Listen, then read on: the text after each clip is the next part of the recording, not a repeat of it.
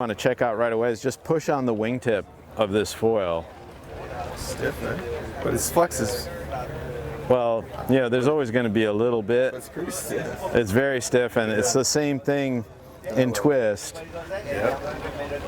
Wow. And then again, in the stabilizer, if you push on the stabilizer, you get good resistance on that.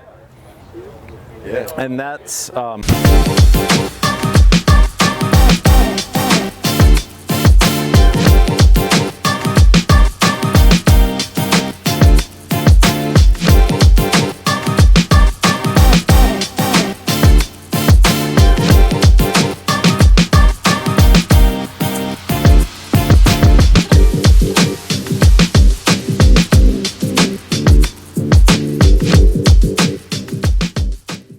So when I started designing hydrofoils, I was designing race foils. And yeah, it's difficult to make something really stiff. And over the years, as I improved in my designing of race foils, one thing became really clear. If you want a foil that you need to go very fast on, it needs to be stable at that high speed. Yeah. And the key to that stability is the whole thing's got to be stiff. Like a flexible race foil is basically an uncontrollable race foil. You'll never be able to go fast because you'll blow up before you get going fast. So if you look at any of the top kite foil racing foils like the Chubanga, the Levitas, the Mike's Lab, they're all incredibly stiff. They have to be. And because that kind of construction is difficult to do, in the past, I'd say a lot of foils on the market have fallen short. You push the wing and it's like, and one thing is like if you listen to it, do you hear the pitch of that? Yeah. And it stops right away. You do that to a foil that maybe isn't so stiff, it's like wah wah wah wah wah wah wah wah wah, and it keeps on. That's right? a good technique. Yeah, and it's the same like if you see that? Yeah. But it's short, high-frequency little movements that you get to some other foils, and it's like wah wah wah wah. It's and like if you push it down, you get the other mode. But you can see how high pitch, and so that's just one way of measuring. I mean, in my shop, I have a way of using weights. So like I'll add weight to a certain measurement and then measure the deflection so I know exactly how stiff something is. Scientific method. Yeah. The other thing, so I feel like, yeah, that was critical for racing, but I think it also carries over to recreational stuff. People just don't realize how they're being held back by their gear. If you have a novice or intermediate level person and they're out there and they're trying to do this maneuver and they blow up, they think, oh, it's me. Yeah. Because they don't know, right? And in fact, it might not be you. It might be that your gear's not, either it's not what it should be or it's not set up properly in terms of tuning and adjustment. Like maybe you put your thing 3 inches too far forward, or so I've made a bunch of videos to try to educate people on how to set their foils up and how to adjust them. Where do you find those? On YouTube, and I'm also working with Kyle, the OK Kiteboarder. He's got a lot of educational videos on YouTube, and he's got over 10,000 subscribers, so I feel like I can get to a pretty large audience that way. So, in terms of stiffness, the wing foiling has made things much more difficult because the wings are so much larger, so they have a lot more leverage than the kite wings, which were much smaller. So for this year, what we've introduced is a new all-carbon system where it's solid from the top all the way through the front of the fuselage, all the way to the nose is one solid carbon piece. So there's absolutely no joints, because wherever you have a joint, you introduce a little bit of play, and they add up. So you have a little bit of play at the top, you have a little bit of play here, you have a little, next thing you know, you've got not a very stable foil, right? So this is how we've been able to achieve this large amount of stiffness. And I think I feel really confident that, also there's people that now want to jump, they want to do flips. If you have a strut that sockets into a carbon fuselage, there's a huge amount of stress right there on that connection, and people are breaking stuff. So I feel that this is going to be a good solution for people that want to boost and go big. The front wing is interchangeable, so you can go.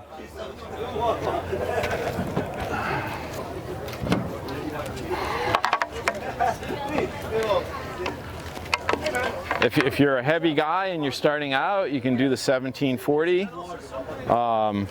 And then we also have this in a 1450 and a 1280 in this sort of aspect ratio. That's their mid. Yeah, I mean, it used to be high. Now I would say it's mid, And then for the smaller wings, we've gone higher aspect ratio. So this is the 1050, the 850, and coming soon, the badass 700 prototype, which we don't have in production yet, but it's coming. Nice. And a year ago, I would have said 700, you're out of your mind. I'm riding this all the time. I'm loving it. So, yeah, I think I'm super happy with what we have. We also have a new race stabilizer, a little bit smaller. Yep. And do you have different size fuselages, or do you? we do for I think that one's actually out, but we have. So we'll be offering a shorter tail for this system. But for the original system, which we offer aluminum struts and carbon struts that attach to a fuselage, we have 2 fuselage lengths, and we have multiple lengths of aluminum struts, but only I think 80 centimeter in the carbon option, or 85 centimeter. And I think if you're kiting and your focus is strictly on kiting, then I think going to the shorter fuselage with an aluminum setup, it's like $1,200. You get into it very, very affordable. And even if you wanted to use that to start winging, you certainly could. Yeah. But I think for winging, definitely the all-carbon one-piece system's the way to go. Yeah. And of course, when you look at these wings, because I started kite racing, Delta's a performance-oriented brand. Right. But although I don't think that there's any downside to starting or learning on equipment like this, because you even though you're a beginner, you still get the benefit from the stability, you still get the benefit from the stiffness. You might not realize it, and also you won't outgrow it. So everything's interchangeable. Every stabilizer we make fits every fuselage. Every wing that we make fits every fuselage.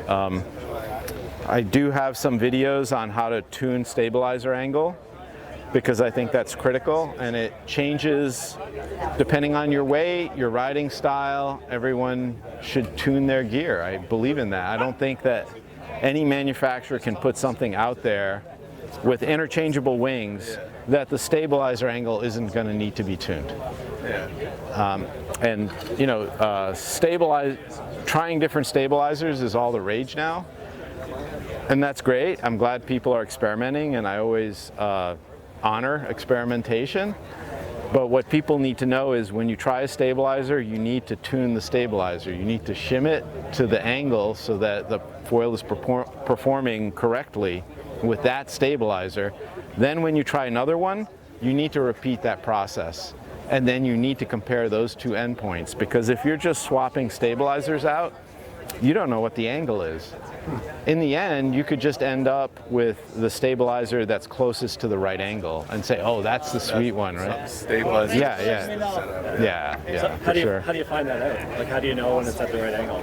Well, I have videos on that, but basically, if the stabilizer provides downforce, so the more stabilizer angle you have, and that's basically a negative angle in the back, it pitches down, the more front foot pressure you'll have.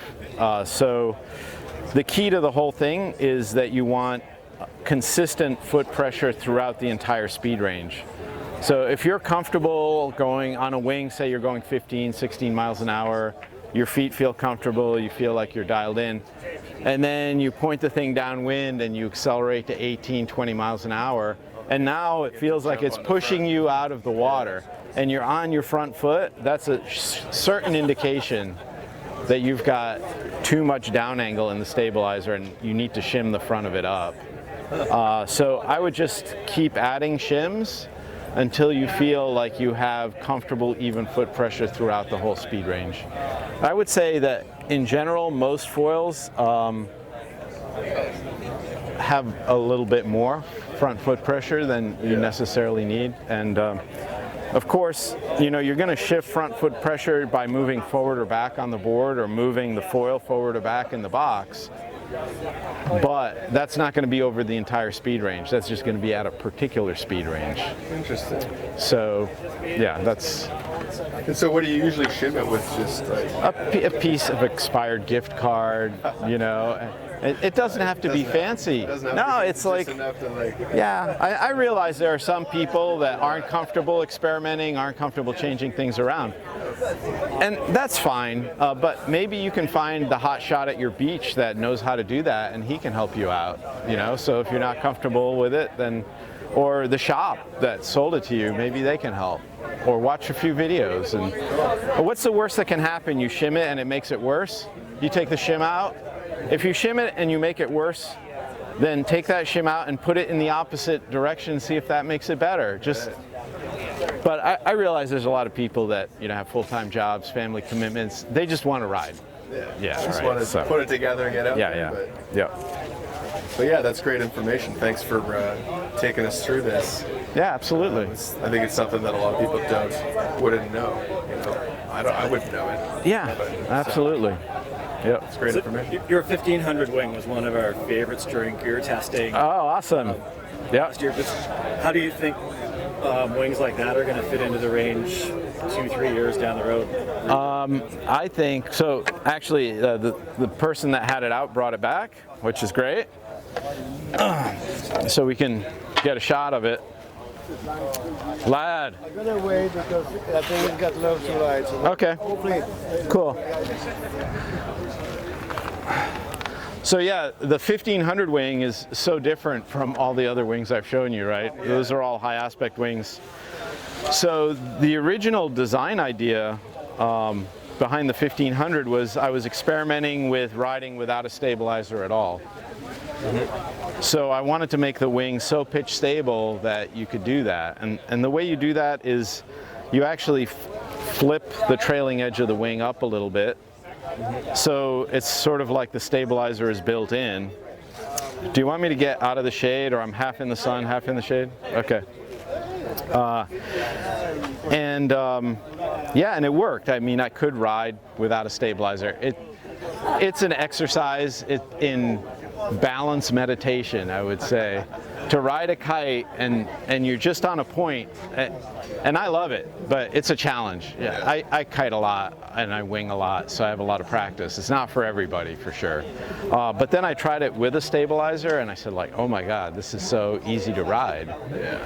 And it goes back to that speed range thing we were talking about, right?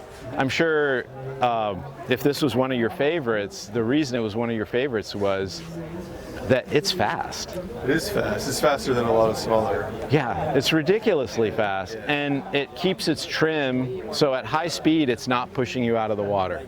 Yes. And at the same time, because it's such a big wing, you get the stability of a big wing, but you get the speed range of a small wing. So I think it's really ideal for beginners, for learning, also for intermediate riders, and you never outgrow it.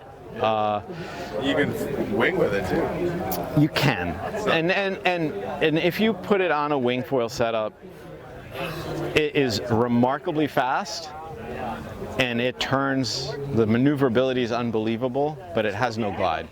It just doesn't have a lot of glide, right? Because it's a less efficient wing than a high aspect wing. So tack. Yeah. So I think for a certain kind of person that really likes to slash and that rides lit up, maybe they'd want to use a wing like this. But I think for most wingers, you like to ride the swell. You don't you know, you want light hand pressure in the wing. You don't need to be like crushing it. Then I think the high aspect wings are just so much more efficient. This, I think, was really important for kiting. I think it was ideally suited for kiting. I think it's somewhat less applicable for winging, but some people might like it. So yeah, but this was really a departure because before I designed this, I was really still designing things more like this. So when I designed it, it was kind of an oddball shape. And there's a reason that the chord is so big, is that if you built in that kick up in the trailing edge, then you want it as far back as you can. Right, because that gives the trailing edge a little bit of leverage over the center point. But if there are people out there that are kiting and they are looking for the next challenge, I say give monofoiling a shot. I do want to mention the Triton monofoil. That takes this flip up thing to an extreme. Like, it's got a lot, and then they also kind of extend the wing back and they twist it. So that's even more, it's like it's got two stabilizers here. So the Triton is actually quite easy to ride. And you know, for people that are curious about it, like, yeah, definitely give it a go. I'm not affiliated with them or anything, but I respect what they've done. Riding this as a mono wing is a lot more challenging than that. It just doesn't have that level of stability, so you have to provide it as a rider. Yeah. Very cool. Yeah. And we also offer this reflex in an 890, which is also super nice for winging. Yeah. Not winging, sorry, kiting. I misspoke. Yeah, not good for winging, not good for winging at all. No, the opposite of that. Right. So, yeah, but you know, I was pretty skeptical about the whole wing thing initially. I'm on board. I think a lot of people turned in the last 12 months. Yeah, there's been, you know, when I started it 2 years ago, it was hard to stay to windward. The first gen hand wings were pretty flexible, low power. The foils were not as efficient as they needed to be. And we weren't really using harnesses. And now, you know, using a harness with a wing like that, I mean, you're just gonna freaking crank up wind. It's amazing, you know. So. Cool. Well, it'll be interesting to see what the future holds, and yeah, in the meantime, hopefully we're all gonna have a lot of fun on the water. Yeah, you know, I know that the Delta is certainly, you know, a smaller, lesser known brand, but I think we're trying interesting things, and we're pushing the limits, and we're really committed to making high quality, high performance foils. That's our thing. Yeah. Awesome. Well, it's great to see you here. Yeah. And yeah, we'll see you here again next year, but until then, happy sailing.